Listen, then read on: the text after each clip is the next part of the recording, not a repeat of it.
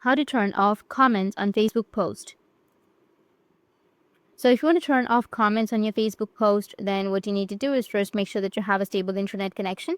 After that, open up your Facebook. After opening your Facebook, you need to just go with the post in which you would like to turn off your comments. So you need to go with your profile at the top right and then tap on your profile.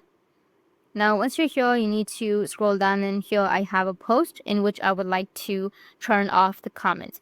So I'll just simply go with the three dots, which is on the top right, and then here you will have an option of who can comment on your post. You can tap on it, and then you can select profiles and pages you mention. Don't select public, friends, or established followers, or friends, or any option, but you can just simply go and select profiles and pages you mention, and then tap on done, which is on the bottom.